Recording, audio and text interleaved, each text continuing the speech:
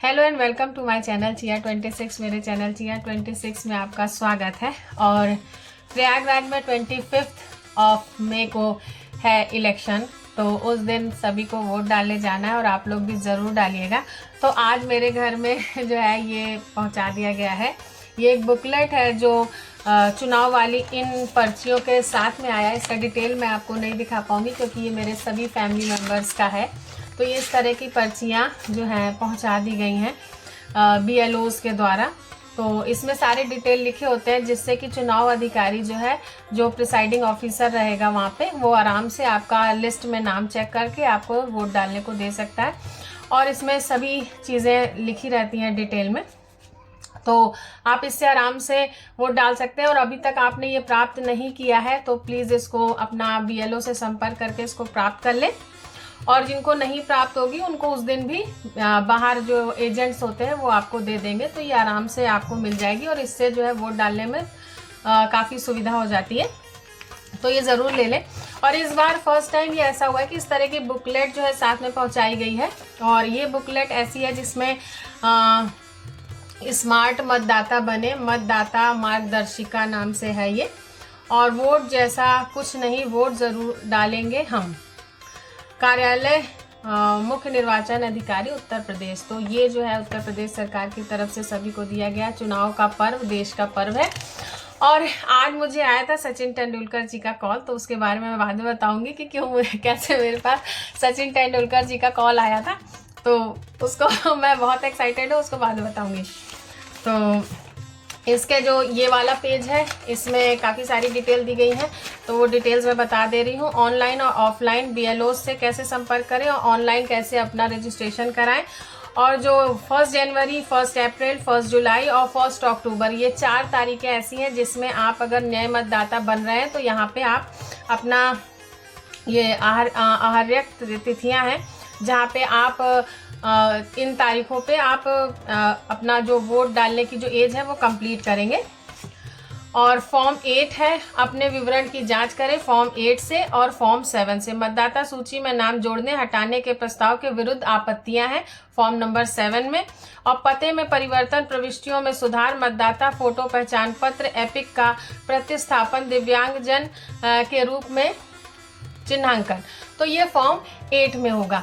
तो इस तरह की चीज़ें इसमें। मतदाता सूची में अपना नाम ऐसे खोजें, कैसे खोजें ये दिया हुआ है। वोटर हेल्पलाइन ऐप का उपयोग करें। वोटर हेल्पलाइन ऐप जो होता है उसका उपयोग करके आप अपना डिटेल जो है, अपना जो क्रमांक वगैरह है वो खोज सकते हैं। और voters.eci.gov.in इस वेबसाइट पर जा सकते हैं, या CEO uttarpradesh.nic.in पे जा सकते हैं, या 1950 पर 1950 पर SMS करें। क्या SMS करें मैं आपको बता दे रही हूँ। ECI कैपिटल लेटर में स्पेस देंगे, फिर EPIC कैपिटल लेटर में, और नंबर लिखेंगे और सेंड कर देंगे। तो आपको इस तरह की पूरी डिटेल यहाँ पे मिल जाएगी। वोट डालने के लिए मतदाता सूची में आपका नाम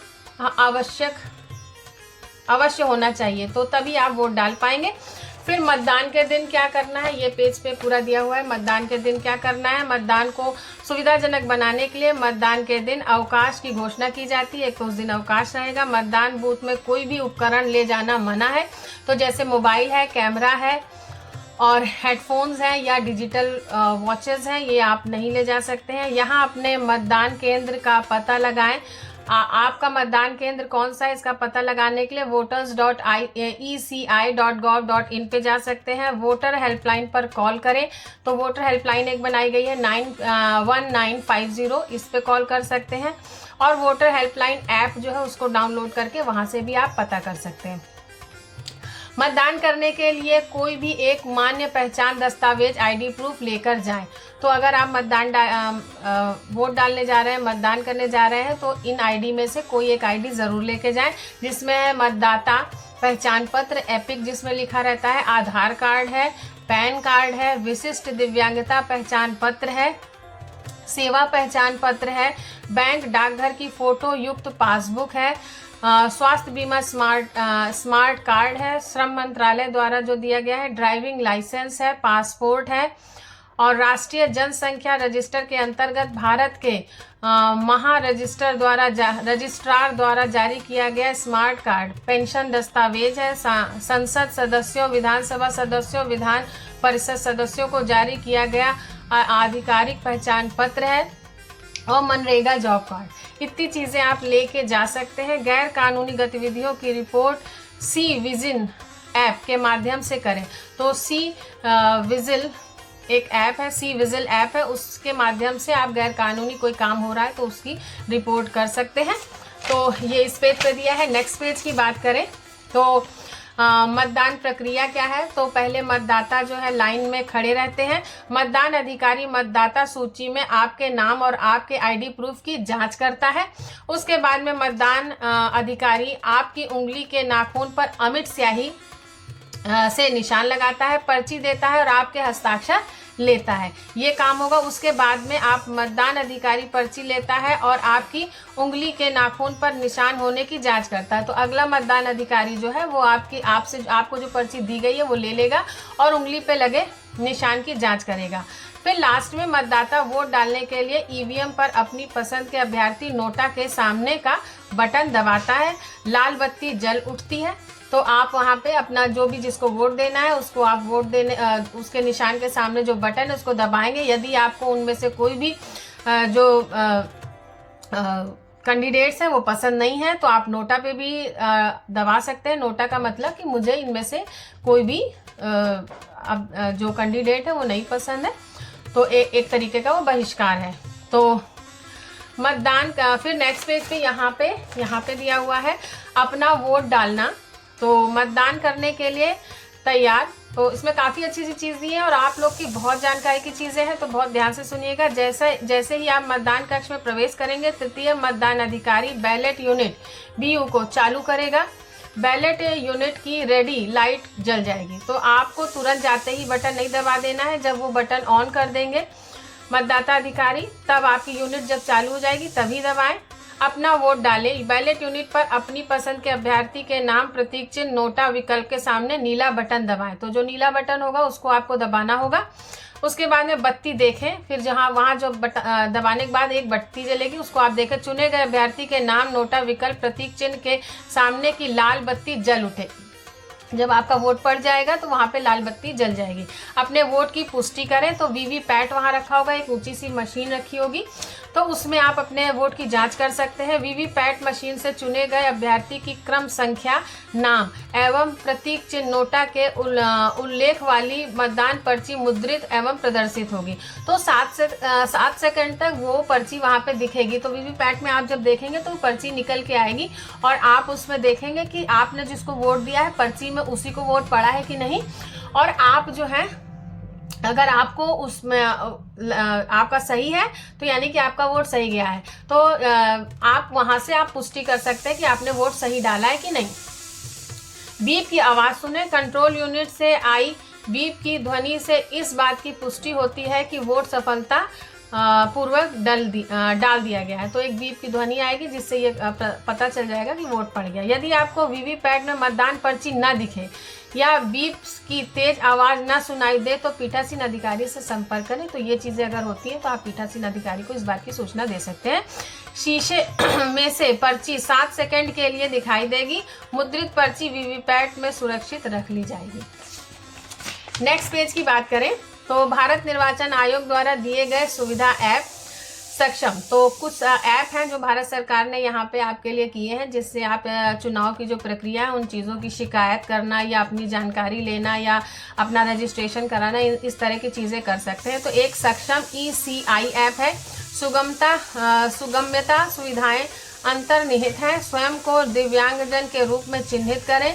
नए दिव्यांग मतदाता के लिए आवेदन करें। व्हील चेयर के लिए आवेदन करें। तो ये सक्षम ECI जो ऐप है ये इन चीज़ों के लिए है। इनमें आप इस तरह की सुविधाएं पा सकते हैं।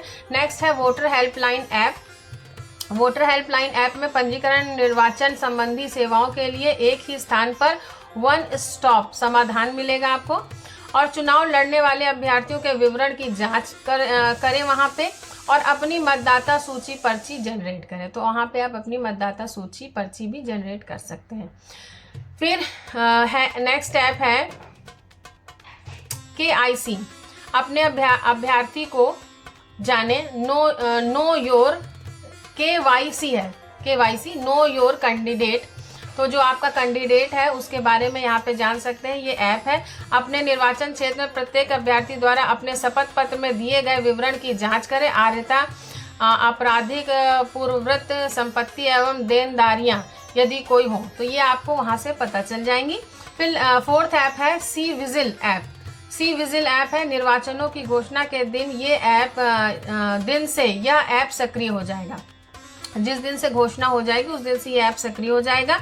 गैर कानूनी गतिविधियों, आदर्श आचार संहिता के उल्लंघन की रिपोर्ट करें यहाँ पे, और मोबाइल फोन के माध्यम से जुड़ा रहता है। तो ये सारे ऐप हैं, इनको आप देख लीजिए कि किस तरह से ये ऐप है, इनके विवरण सब कुछ दिए हुए हैं, तो आप इनका उपयोग कर सकते हैं। नेक्स्ट पेज है ये, यहाँ पे दिया हुआ है आश्वस्त न्यूनतम सुविधाएं। दिव्यांगजनों एवं वरिष्ठ नागरिकों के लिए क्या क्या सुविधाएं इन लोग को दी गई हैं चुनाव में। तो रैंप एवं व्हील चेयर, तो रैंप वहाँ पे रहेगा ताकि जैसे रूम अगर ऊंचा है तो आप आराम से उस पर व्हील चेयर से चढ़ सकते हैं, और व्हील चेयर भी वहाँ पे रहेगी आपको वोट दिलाने के लिए जिस बूथ में इस तरह के दिव्यांगजन हैं। और ब्रेल लिपि युक्त ईवीएम जो है ब्रेल लिपि होगी, यानी आप उसको जो दिव्यांगजन है, नेत्रहीन है, वो जो है उसको टच करके देख सकते हैं कि कैंडिडेट कौन सा है।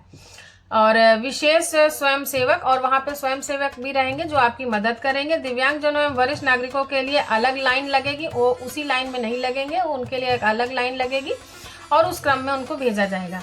दिव्यांगजनों व वरिष्ठ नागरिकों के लिए परिवहन सुविधा, तो दिव्यांग और वरिष्ठ नागरिकों के लिए परिवहन की सुविधा भी उपलब्ध कराई गई है। सांकेतिक भाषा भी वहाँ पे आपको समझाई जाएगी क्या क्या करना है उस हिसाब से।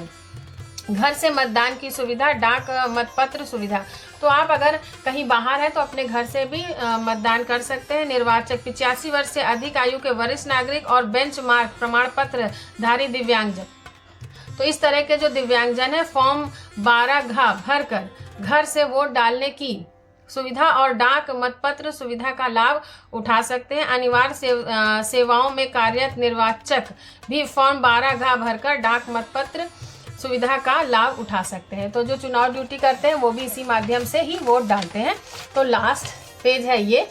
तो लास्ट पेज में जो है ये चारों ऐप के बारे में दिया हुआ है। यहाँ जो चारों ऐप हैं जो जिनसे आप अपना लाभ उठा सकते हैं। यहाँ पे वोटर हेल्पलाइन दी हुई है 1950, और चुनाव का पर्व देश का पर्व है। तो अब यहाँ पे एक शपथ है तो उसको पढ़ लेते हैं। हम भारत के नागरिक लोकतंत्र में अपनी पूर्ण आस्था रखते हुए यह शपथ लेते हैं कि हम अपने देश की लोकतांत्रिक परंपराओं की मर्यादा को बनाए रखेंगे तथा स्वतंत्र, निष्पक्ष एवं शांतिपूर्व निर्वाचन की गरिमा को अक्षुण्ण रखते हुए निर्भीक होकर धर्म, मूल, वंश, जाति, समुदाय, भाषा अथवा अन्य किसी भी प्रलोभन से प्रभावित हुए बिना सभी निर्वाचनों में अपने मताधिकार का प्रयोग करेंगे। तो यह मतदाता की शपथ है जो इसमें दी हुई है। तो ये भी आप पढ़ लेंगे, तो पढ़ के जाएंगे तो सही रहेगा कि आपको ये ध्यान रखना रहेगा कि माइंड क्लियर रहेगा कि इन चीज़ों पे मुझे वोट नहीं देना है, मुझे वोट देना है तो कैंडिडेट के हिसाब से देना है कि कैंडिडेट की क्या हिस्ट्री है, क्या चीज़ें हैं, वो आपका अपना स्वविवेक है कि आप किसको वोट देते हैं।